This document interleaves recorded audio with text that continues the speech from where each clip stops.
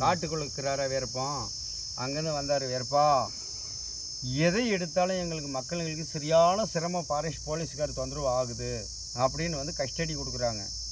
ஏமா யார் அதனால் உங்களுக்கு எதனால? நானும் அரசாங்கத்தை ஏற்றோம், அரசாங்கம் என்கிட்ட தான் ஏற்றுக்கணும். பொது மக்களுக்கு எதுக்கு இந்த பிரச்சனையை உருவாக்குறது? அவங்களுக்கு என்ன சட்டம்? நான் காட்டுக்குள்ளே அவங்களாட செஞ்சு நான் காட்டுக்குள்ளே ஒழிஞ்சிட்டு இருக்கிறேன், அல்லது என்ன பிடிக்கலாம், அல்லது அவங்கள ஜெயிக்கலாம். இது என்கிட்ட போராட்டத்தை பொதுமக்கள்கிட்ட எதுக்கு போகிறது அப்படின்னு ஒரு பாதாப்பு கொடுக்குறாரு. மக்களுங்க வந்து ஆறுதலை சொல்கிறாரு.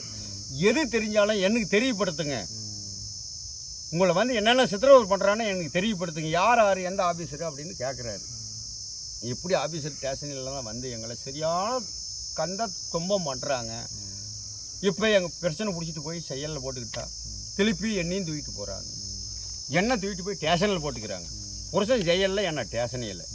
எங்களுக்கு எத்தனை சித்திரவதை நடக்குது, என்ன நல்லது நடக்குது, என்ன கருமம் நடக்குதுன்னே தெரியாத அநியாயம்லாம் நடந்துட்டு இருக்குது. நாங்கள் இது வேலையிலேயே எங்கள் வாயில் உங்கள்கிட்ட சொல்கிறதுக்கே எங்களுக்கு தோணுதுன்னா அப்படின்ற அளவுக்கு பேட்டி வேறுபங்களுக்கு போய் சேருது.